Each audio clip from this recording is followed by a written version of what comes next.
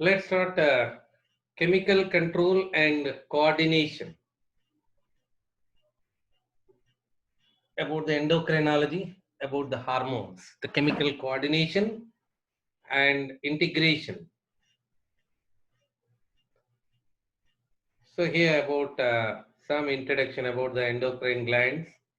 May have from above the diencephalon, epithalamus, that is having pineal gland. That hypothalamus is connected to the pituitary gland. The neck region will find thyroid on either sides. You can see parathyroid gland, and the thymus is one of the gland with the ventral side of the heart. We can see the abdomen will find the pancreas, and above the kidney, adrenal gland, and the testis and ovary, which are said to be the accessory endocrine glands along with the reproductive system, which they are even working for that to secrete the different kinds of hormones. Let's see the endocrinology here that include endocrine glands and their secretion. What is a hormone?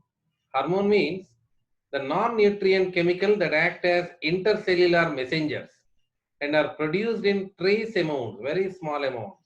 They are non-nutrient chemical, they act as intercellular messengers and they are going to be produced in trace amounts, very, very small amount, but their work is the more and highly efficient. How does that we said the cyclic amplification mechanism? Then that these are the endocrine glands that you can see in the diagram. Let's take one after another. Hypothalamus, pituitary, that pineal gland, thyroid, parathyroid, thymus, adrenal, pancreas, and gonads. So when it comes to the hypothalamus, that neurosecretory cells of the hypothalamus is going to secrete that hormones, releasing hormone, inhibiting hormones, and oxytocin and vasopressin. Releasing hormones and inhibiting hormones, their function we discussed in the earlier class.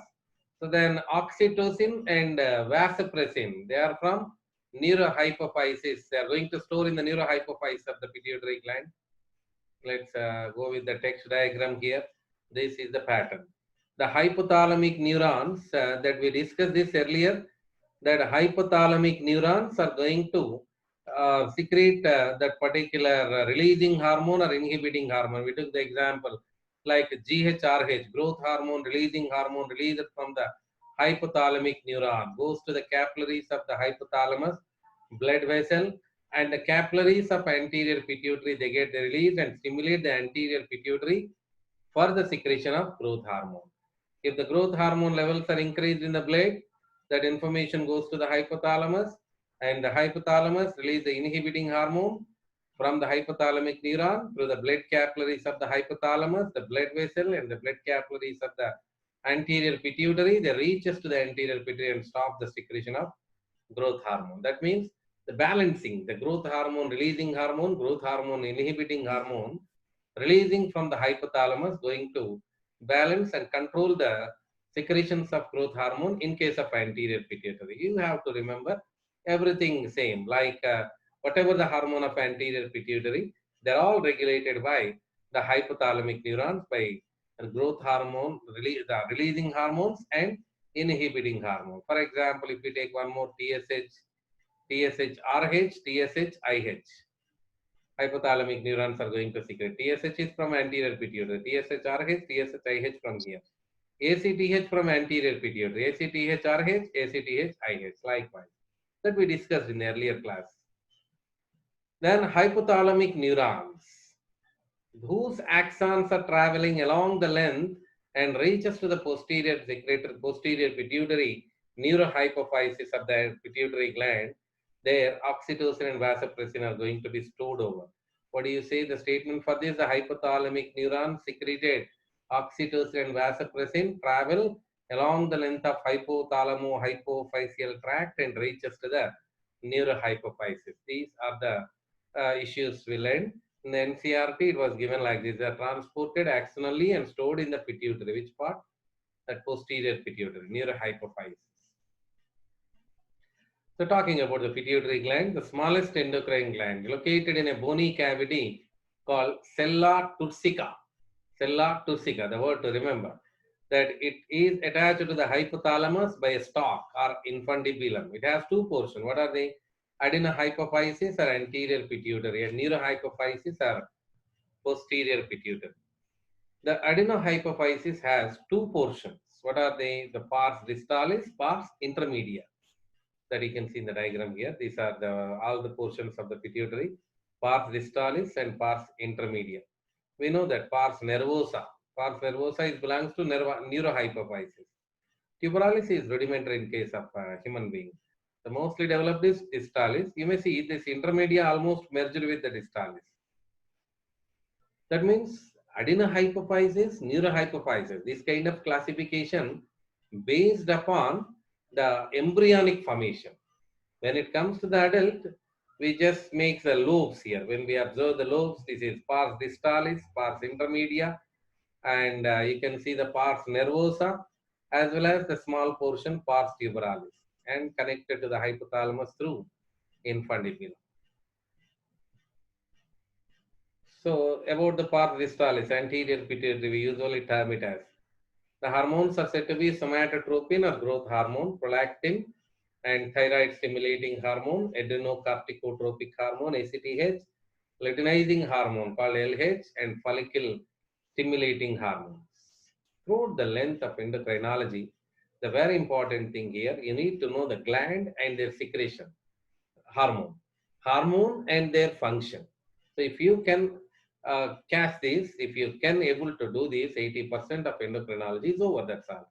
And the remaining applications we discussed in the earlier class, that application based question, the transport mechanism we discussed in the earlier class. Somatotropin or growth hormone function, they are for body growth. Then the disorders also play a vital role in the endocrinology. That hypersecretion of the growth hormone causes gigantism, abnormal growth. We say the hypersecretion leads to gigantism, which is called abnormal growth. Hyposecretion in children, both cases in children itself, that below 18 or 20 age, that hypersecretion of GH causes dwarfism, that stunted growth. The two contrast issues you are now observing here only. That during growing ages, hyposecretion, dwarfism, hypersecretion, gigantism. The excess secretion of the growth hormone in adult, what happens after 2022? That when growth is completed, at the time when growth hormone is released in large amount, that mainly in the middle age, causing acromegaly. You can see here that the disfigurement of the, especially the face, that more protrusion of the jaws you can see in this particular diagram. Acromegaly, which leads to a serious complications and may lead to the death also, premature death. The disease is hard to diagnose in early stages, but may be undetected for many years.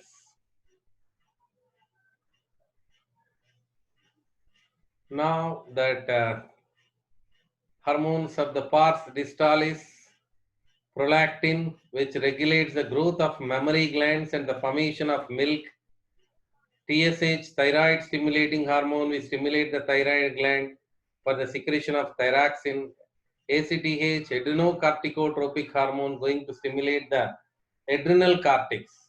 It is going to stimulate the adrenal cortex, which makes the secretion of the hormones of the adrenal cortex. It's a huge area, like glucocorticoids, mineralocorticoids, and sex corticoids. So then hormones from the pars distalis, luteinizing hormone, we say LH, that stimulates the gonadial activity. In males, very important, just see here, the statement questions will come for us, that luteinizing hormone in the male stimulates the synthesis and secretion of androgens from testes. In female, it induces the ovulation and maintain the corpus luteum. Then likewise, follicle stimulating hormone stimulates the gonadial activity. In males, FSH and androgens regulate spermatogenesis. In female, FSH stimulates the growth and development of the ovarian follicle. As I said to you, in the based on the functions, you need to recognize the hormone.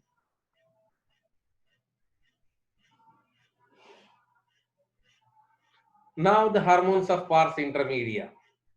That pars intermedia almost merged with the pars distalis here. That is, this is the intermedia that almost merged with the pars distalis. It produces a hormone called melanocyte stimulating hormone. That MSH acts on the melanocytes to regulate the pigmentation of the skin. MSH is said to be antagonistic to the melatonin. What is melatonin will come now. Neurohypophysis, as we said, that hypothalamic neurons are going to secrete the two hormones where they are going to store here in the neurohypophysis, that pars nervosa. Then that oxytocin, in that, first of all, oxytocin for the contraction of the smooth muscle at the end of gestation during the parturition process. In female, it stimulates the contraction of uterus at the time of childbirth, what is called that parturition, and milk ejection from mammary gland.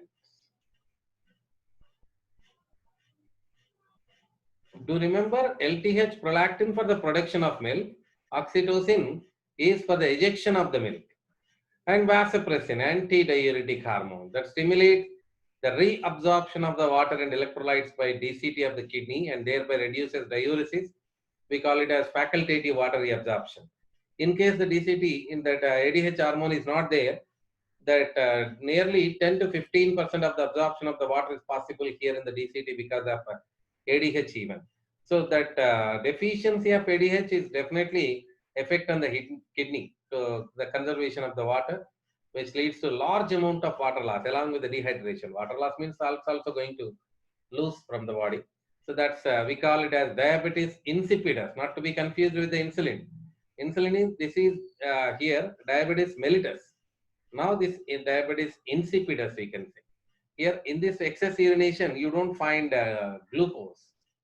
Only the problem of water reabsorption. Insipidus means tasteless. The meaning of insipidus is tasteless. That means no glucose here.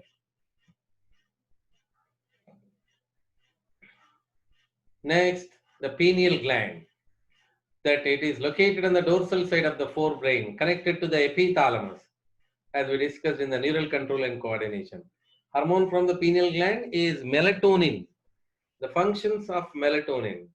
The diurnal rhythm, we say that circadian rhythm, we use it to call technically. 24-hour day cycle rhythm, we say circadian rhythm, like maintenance of sleep-wake cycle, body temperature regulation. Then it influences the metabolism, pigmentation, menstrual cycle, and also it is for the defense capability. Be careful for these kind of statements here. When it comes in mind, melatonin, when we say immediately what will come in the mind, circadian rhythm. Those people who even prepared hard, they think about these kind of logics, influences our defense capability. So these kind of things. That means that's why in most examinations you'll find that accessory functions will come as a question. That for every hormone will have a when the hormone comes in mind, will immediately will get a particular action like oxytocin, uterus contraction of the uterine muscle. But they have an additional function for that, the rejection of milk also. Likewise, here also the influences our defense capability. For that only I asked you to practice that worksheet. So then thyroid gland, the largest endocrine gland we can say, which include two lobes that on either sides of the trachea, that the two lobes are connected each other by isthmus, a connective tissue. The thyroid gland is composed of follicles, that we say the lobes of the thyroid gland as follicles, and that particular follicular cells are going to secrete a hormone called that thyroxine hormone. By chemical composition, we can classify it into two: T3, triiodothyronine, and T4, tetraiodothyronine. Okay. Then along with that, we'll find one more hormone, that is calcitonin, that parafollicular cells of the thyroid gland. Besides the follicle, some cells are present which they are going to secrete the hormone called calcitonin.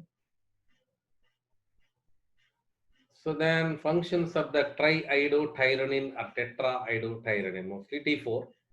The regulation of the basal metabolic rate, physical, mental, and sexual development, support RBC formation. Just keep an eye here, support RBC formation. When I'm stressing means, in this particular area, some students are already failed to cope up in examinations. Sir, I didn't notice that particular in text. While reading, no matter. We'll read just like a reading. But here, where they miss, that's what I am going for. That most of the times, after all full preparation, also we may lose sometimes. That is because these kind of issues. That means when we say thyroxine, immediately BMR will come in mind.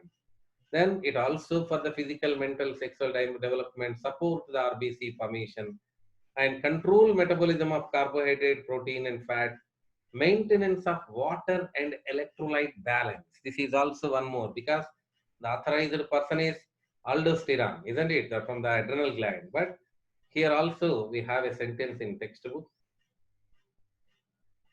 Thyrocalcitonin. Calcitonin is a protein hormone which regulates the blood calcium levels. Simply we say calcitonin lowers the calcium levels in ACF. That means calcitonin favors the bone, strengthening of the bone. Okay, so then we have the well-known issue here that thyroxine, for the preparation of thyroxine hormone, we need iodine. What happens is if iodine deficiency is seen over, that enlargement of the thyroid gland, that in adult women it causes irregular menstrual cycle. That means we already said that function have that regulating the menstrual cycle. Then hypothyroidism, you can see here, this is a simple goiter disease. We can see the enlargement of the neck region. That what it means here, if you don't supply iodine, that the anxiety and will increase in the particular follicular cells of the thyroid gland. That makes that slowly they'll try to enlarge themselves to increase their area for absorption of the iodine, but iodine won't come. That but they do continuously. That makes enlargement day by day. That particular neck region will find that enlargement. We say simple goiter disease. So then that is a little bit different with the hypothyroidism because here that simple goiter related with iodine deficiency. So hypothyroidism in general we use to say when thyroxine hormone is reduced. If you don't supply iodine, you can't even you'll find the thyroxine hormone.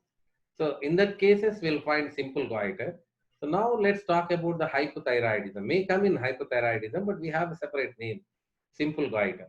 Now, so this particular hypothyroidism, if you see the pregnancy of that during pregnancy, that affects the baby. That newborn baby with stunted growth, is a cretinism, a congenital hypothyroidism, we can say during the birth, giving birth to the child, the mother is facing this kind of hypothyroidism, which leads to the cretin child, congenital hypothyroidism. We can call that as, and you may see that pituitary dwarfism also related to this particular dwarfism, also stunted growth, isn't it? But this is dangerous in case of pituitary dwarfism. No matter, nothing, psychological issues cannot be, we'll find over. But here we'll see mental retardation, low IQ, abnormal skin, deaf, mutism even can be expected. That means what I mean, pituitary dwarf is normal, except the growth. But that dwarfism in case of hypothyroidism, that is going to be very dangerous here. That additional mental retardation, low IQ, abnormal skin, and deaf mutism can be expected over. So then that hyperthyroidism, you people need to list out all the disorders at one place. That if you list out like that, whatever the list you made over, if this kind of list, if you get directly in the examination and math the following, you feel that comfort. You feel that comfort. That means the memory areas you need to make a paper here, a particular worksheet like paper, you have to prepare your own. The abnormal increase of the thyroid hormone resulting in adverse effects on the physiological activity. It is caused due to the development of nodules of the cancer of thyroid gland, sometimes overgrowth. We say nodules. That cancer, we know uncontrolled division. These here are the cells are also uncontrolled divide and make this kind of hypothyroidism. Okay. So what we call this as exophthalmic goiter, Graves' disease, the name of Graves. Exophthalmic goiter. Symptoms, you can see here, the patient with exophthalmic goiter, that protrusion of the eyeballs, increased BMR, weight loss. These people will be hyperactive here. They can't make a position. They can't stand in a particular place. Likewise, hypothyroidism is the contrast. The people become sluggish because of hypothyroidism. We used to say that when a person is suddenly increases his weight, he says thyroid problem. What is thyroid problem? Hypo or hyper? You should ask. hypothyroidism, that is actually. That hyperthyroidism, we may see that weight loss.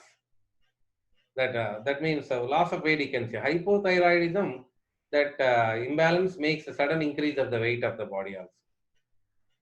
So moving on, parathyroid gland which secrete a hormone called parathormone. That there are four glands we can see. Why it is called para? Para means a side of what? Thyroid gland, parathyroid gland. The four parathyroid glands are present here. They secrete a hormone called parathormone. If you remember, in thyroid gland, we said a hormone called calcitonin. The calcitonin of thyroid gland is antagonistic to the parathormone of parathyroid gland. Okay, so calcitonin, what we said there, it lowers the calcium levels in ECF. Then what parathormone do? It highes the calcium levels in ECF. ECF nothing but blood or any other fluid of the body.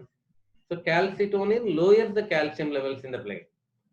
Then parathormone highes the calcium levels in the blood. Not to avoid the confusion, not to remember the both, at least one. Like calcitonin lowers the calcium levels in ECF. Automatically parathyroid will be the opposite, isn't it?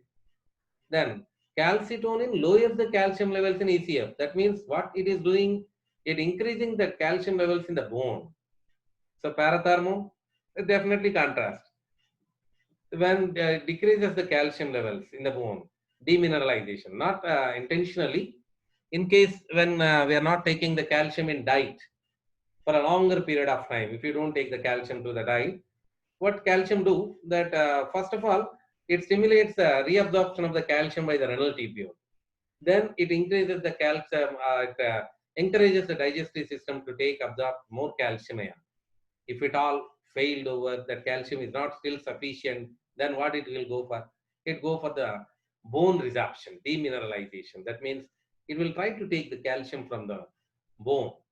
Okay, so that means order first they'll try to absorb the calcium from external issues like digestive food material from the food material makes the activation of vitamin D and also inform to the nephron to absorb the more calcium.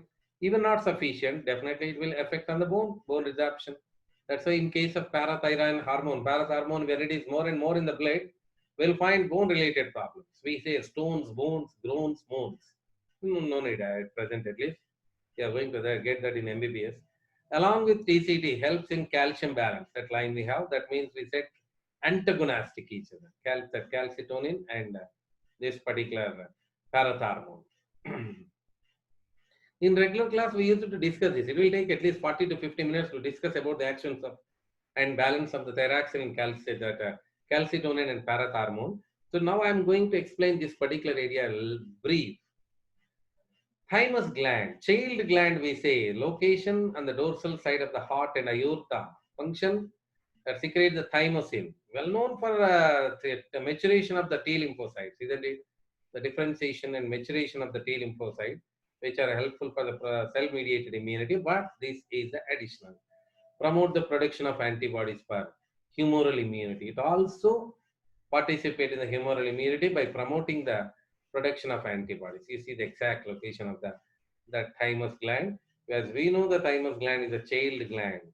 That particular gland will be degenerate over a period of time. You can see during the birth, the full gland you can see. Then 10 years old, 25 years, that when it comes to the 50 years, you don't find only traces of the thymus gland you can see. Okay, so in the way that we can see that by age-wise, that particular thymus gland is going to be reduced. That's why we say only it's a child gland. That means if the age is growing, we can't say that maturation of the T lymphocytes can be happened. So in that's the way we say in general, immune response in the old person is going to be comparatively weak with the younger generation. Adrenal gland, the big area, adrenal gland, cortex and medulla. Nothing to bother about the medulla. Medulla is having only two hormones which are well known even, epinephrine and norepinephrine, fight and flight and fright hormone, we used to say. Should bother about the adrenal cortex. 90% of the students, I observed that they lose marks in adrenal cortex. They feel so I am very good in endocrinology, but they lose marks. You need to practice straight away when you are revising endocrinology. Straight away go to the adrenal cortex and start practicing. The different issues are there. If you take adrenal cortex here, there are three portions: zona glomerulosa, zona fasciculata, zona reticularis. Okay, this is the order actually from outside to the inside: zona glomerulosa, zona fasciculata, zona reticularis. While reading itself, if you remember the order, that will be better. You see, this is the cortex and this is the medulla. In the cortex, when you go for, there are three regions again: zona glomerulosa, zona fasciculata, zona reticularis. This is the arrangement. You can see in the histological view. This is the medulla, lowermost. Then their hormones. Zona glomerulosa is going to secrete mineralocorticoids. Then zona fasciculata, glucocorticoids. Reticularis is for sex corticoids.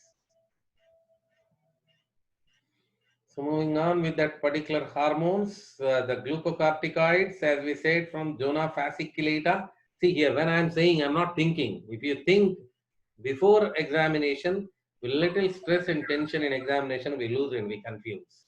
Okay, that's why I'm saying immediately you need to say zona glomerulosa, mineralocorticoid, zona fasciculata, glucocorticoid, zona reticularis, sex corticoid. Order that should come immediately in the mind, like zona glomerulosa, zona fasciculata, zona reticularis. Actually, when I'm memorizing, that means even lecturer should memorize, that no one will come with by birth. Any subject will come by only practice. When I am practicing, I practice in the order of histology. That means that's why every time when I say, this order will come: zona glomerulosa, zona fasciculata, zona reticularis. And when I remember, when I memorizing this particular, I remember that zona glomerulosa, glomerulus. That means it related with the salts. Even it related mineralocorticoids. Glucocorticoids, mainly cortisol, cortisone, corticosterol, group of hormones are present. Okay, so one hormone we are talking about, that is mainly cortisol. Glucocorticoid, not a single one, it's a group actually that involved in the carbohydrate metabolism and that stimulate the gluconeogenesis. That means formation of glucose from other substances like lipids, lipolysis and proteolysis, immunolysis. Lysis means destruction. That means ultimately what we want here in this case, we need to break up the glucose and we need to form the glucose and inhibit the cellular uptake and utilization of the amino acid that maintain the cardiovascular system and kidney functions. Functions even very, very important. Stimulate the RBC production. Do you remember in thyroxine also we did there's some involvement in the RBC. The produces anti-inflammatory, very, very regular question. Anti-inflammatory activity and suppress the immune response. It is helpful for graft rejection, isn't it? The rejection of, that means when you're doing the grafting, kidney transplantation in that particular case, that we should inject cortisol to that particular person. Why? Like because that anti-inflammatory effect. That means not to reject that particular organ. Adrenal cortex, mineralocorticoids, we are going, regulate the water at body fluid volume. We say mineralocorticoids from zona glomerulosa. The main mineralocorticoid is aldosterone. Well-known function for us. That's why just focus on the cortisol. Aldosterone, we have enough good information already in excretory system. So just focus on the cortisol, who is anti-inflammatory hormone. Likewise, we get the questions. Electrolyte balance, osmotic pressure, and blood pressure. That main mineralocorticoid is aldosterone. We stimulate the absorption of sodium and water from the renal tubule and excretion of tubular secretion, we call it as potassium and phosphate ions. Then that disorders we need to go that particular. So before we go that, let's see androgenic corticoids, that is from zona reticularis. They also play some role in the growth of axial hair, pubic hair, and facial hair. We call this as secondary sexual characters. Even it, that's why we say androgenic corticoids, sex corticoids, we can say. Okay, so deficiency of hormones of the adrenal cortex after alters carbohydrate metabolism. Talking about cortisol, that causing acute weakness and fatigue. The condition we say Addison's disease. This is Addison disease, the patient with Addison disease. And the particular adrenal medulla, we know that this is fight, flight, fright hormone. Adrenaline or noradrenaline. Epinephrine 80%, norepinephrine is going to be 20%. They're rapidly secreted in response to They're rapidly secreted in response to any stress or emergency situation, so-called emergency hormone, we say. Hormones of flight or fright. These increases alertness, pupillary dilation, piloerection, as like sympathetic nervous system. Sweating, heartbeat, and that the contraction of the heart and rate of respiration, breathing rate is going to be increased over, heartbeat increases. You remember all the things happen in case of sympathetic nervous system itself. And stimulate the breakdown of glycogen and their increased glucose in blood. Yesterday in the video we have seen. Also stimulate the breakdown of lipids and proteins. That means I ultimately provide instant energy by waking the glycogen. Epinephrine activity we have seen yesterday in the video. Then pancreas, the composite heterocrine gland. It is mixed gland. We use it to say both exocrine and endocrine portion. 98% is exocrine. We secrete the enzymes required for the digestion. Endocrine is about 2%, that islets of Langerhans, we say that as, that contain alpha, beta, delta, F cells. Alpha cells secrete glucagon and beta cells secrete insulin. Delta cells secrete somatostatin. F cells secrete pancreatic peptide. These are the 4 types of hormone, but mostly focus on insulin and glucagon released from beta and alpha cells respectively. Then alpha cell secrete glucagon, beta cell secrete insulin. They maintain the glucose homeostasis in the blood. So the glucagon, conversion of the glycogen into glucose, that means hyperglycemic factor. What is glycemic? Glucose. Hyperglycemic factor. Glucagon can increase the blood glucose levels. That's why we say hyperglycemic hormone, which acts on the hepatocyte and stimulate the glycogenolysis. Lysis means breakdown. Glycogenolysis, excuse me, resulting in an increased blood sugar. That's what we call the condition hyperglycemia, and hormone is called hyperglycemic hormone, which reduces the cellular glucose uptake and utilization. Contrast function we have with insulin that regulate the glucose homeostasis, acts on hepatocytes and adipocytes to enhance, to take more glucose for the conversion of glucose into glycogen. Then blood glucose levels will be dropped down. Drop what I mean, normal condition. We call hypoglycemic hormone. Insulin is called hypoglycemic hormone. So what is the function? Glycogenesis. Stimulate the glycogenesis. Both will act appropriate based on the necessity and requirement. When you eat the food material, large amount of glucose reached, insulin acts on that. That converts the glucose into glycogen. Imagine if there is no insulin. What happens? There is no insulin. Glucose levels in the blood will increase. Increase of glucose levels in the blood. Excess glucose. We have to eliminate. We have to eliminate means alone we can't eliminate. We need to eliminate through the water. Excess urination. Polyuria. Excess hunger we can face because more whatever there is going on. Polyphagia. Polydipsia. There are basically 3 symptoms we'll have. No matter, just go through the text here. It is a disorder due to prolonged hyperglycemia. That symptoms, loss of glucose through urine and formation of harmful compounds like ketone bodies. As I remember, diabetes insipidus is the ADH deficiency. Now mellitus. That what's the difference here? There also excess urination without sugar. Here excess urination with sugar. Excess sugar will go along with the urine. So need to put a special focus on the disorders. List out all the disorders in the form of match the following. You'll find the same match the following in examination. Testis, ovary, it's just formality for us, testis and ovary, because testis, we know that androgens is going to secrete. That particular androgen, testosterone, helpful for the development of the secondary sexual characters in male. The cells to be remembered, that Leydig cell are interstitial cells we can see. Then the development of the secondary sexual characters, simply we see. So that regulates the development and maturation and functions of the accessory sex organs like epididymis, vas deferens, seminal vesicle, prostate gland, urethra, that have role in spermatogenesis also. Then stimulate the male sexual behavior, we call libido, the sexual behavior of the male, the growth of muscles, hair, aggressiveness, low pitch voice, all will come because of testosterone. The help in anabolism, that of proteins and carbohydrates, building, not breaking called catabolism.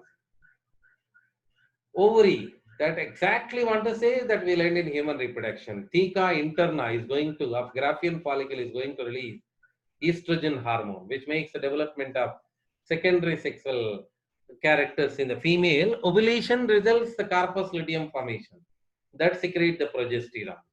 The actual locations we discussed in human reproductive system. Estrogen and progesterone both are steroid hormones, fat soluble. The functions of estrogen, the growth and activities of the female secondary sex organs and development of ovarian follicle and female secondary sexual characters like high pitch voice and sexual behavior, development of mammary glands. So that's it about the functions of the progesterone. If we come for it, that maintain the pregnancy for 9 months, acts on the mammary gland for the stimulate the formation of alveoli, that acts to store milk and milk secretion. And progesterone is the main hormone here that initially by corpus luteum. After that, you registered, you noticed in the human reproduction that placenta secrete the progesterone, isn't it? So the hormones of the heart, kidney, and gastrointestinal tract, we call these are additional one. That means accessory structure. Atrial natriuretic factor is a hormone which inhibit the absorption of water. We discussed in the excretory system. When blood pressure increases, that means when drink more water, that blood pressure will be increased. That stimulate the right atrium of the heart to secrete the ANF, which makes the dilation of blood vessel and thereby reduce the BP, and also for the inhibit the absorption of water. Juxtaglomerular apparatus of kidney. That erythropoietin is a hormone released from the kidney. That for erythropoiesis, that we need to remember. That gastrointestinal tract is having so many hormones like gastrin, secretin, cholecystokinin, pancreogenin, enterocrinin, villicrinin. No matter that first number is not there in text here. The gastrin acts on gastric glands and stimulate the secretion of HCl and pepsinogen. Then to stop that, what is required? Inhibits the gastric secretion is gastric inhibitory peptide. Location, gastrin from stomach, gastric inhibitory peptide from duodenum of the intestine. Secretin, cholecystokinin, except gastrin, make it all. All the hormones are from small intestine only. That the secretin acts on exocrine pancreas and stimulate the secretion of water and bicarbonate ion. The gastric inhibitory peptide, we said inhibit the gastric secretion. Cholecystokinin, which acts on the pancreas and gallbladder and stimulate the secretion of pancreatic enzymes and bile juice respectively. Here the hormonal action we discussed in the detail in earlier video, earlier class. That's why I'm going a little bit here, just I'm closing that brief information. The several other non-endocrine tissues secrete hormones called growth factors that we know. These are essential for the normal growth of tissues and the repairing for regeneration. Okay, so that we need to discuss about that particular hormones based on the chemical nature. So what I am doing here, I'm cutting here. Please log in immediately. That I'm going to stop this.